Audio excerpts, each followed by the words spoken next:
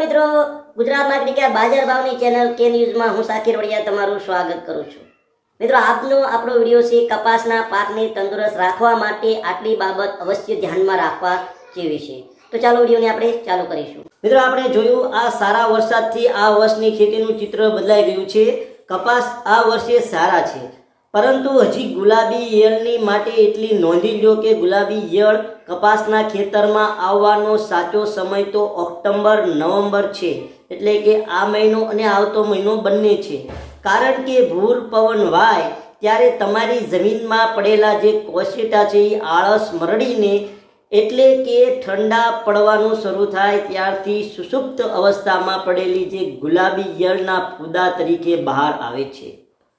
જે ગુલાબી ઈયળની ચડાઈ કરવાનું હજી બાકી છે।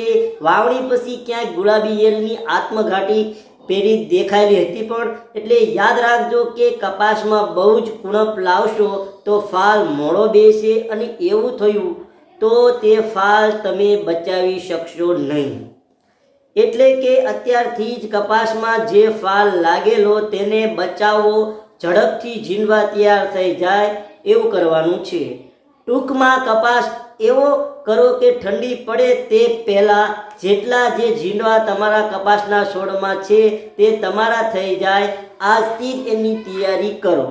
એટલે કે કપાસમાં ઉરિયા ખાતર નાખવાનું બંધ કરો। એની હાઇટ વધેલી નથી, મીડિયમ છે, તેમ છતાં પણ જે કપાસમાં લાગેલા ફાલ ફૂલને જેમ બને તેમ ઝડપી ઝીંડવું બનાવવાની કોશિશ કરો। એમઓપી, પોટાશ જેવા ખાતરો નાખો, જેથી કરીને તમારા કપાસમાં જે લાગેલા ફાલ ફૂલ અને ઝીંડવા છે એ તમારા થઈ જશે। એ કપાસનો વિકાસ નહીં થાય, પરંતુ જે આવેલી છે એ કપાસ ચોખ્ખો તમારા હાથમાં આવશે। અન્યથા જો વિકાસ ચાલુ રાખશો તો કપાસ છે એ વધતો રહેશે, ફાલ ફૂલ ઘટશે, એથી આવનારા ફાલમાં એળું આવવાની સંભાવના વધશે, ઉતારો ઘટશે, વધારે કપાસ સડવાનો પ્રોબ્લેમ રહેશે। હવે આપણે તૈયારી શું કરવાની છે આગળમાં, તો કપાસમાં વીઘે 3 થી 4 ફેરોમેન ટેપ લગાડજો, એટલે ઓછા નામે ગુલાબી ઈયળના નર ફૂદા પકડે જશે। તો સિન્થેટિક પાયરેથોઇડ આધારિત દવા છાંટવાની સમયસર ખબર પડે, અને ગુલાબી ઈયળની લ્યુડ સારા કંપનીની લેજો, અને સમયે સમયે એ લ્યુડને પણ બદલતા રહેજો। આ તમારી સામે વિડીયો બનાવું છું ત્યાર પહેલાં ગુલાબી ઈયળ ફૂદાની જે અવર જવર છે એ ફેરોમેન ટેપમાં અત્યારે સુધી દેખાતી નથી।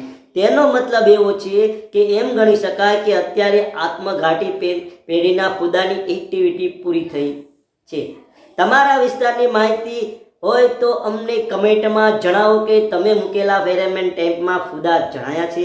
બધી જગ્યાએ વીઘા પ્રમાણે ફેરોમેન ટેપ ન મૂકો તો એ ખેતરમાં 1 થી 2 ફેરોમેન ટેપ મૂકો, જેથી તમને એ ફેરોમેન ટેપમાં ફૂદા ઝડપાય તો દવાનો છંટકાવ કરવાની ખબર પડે।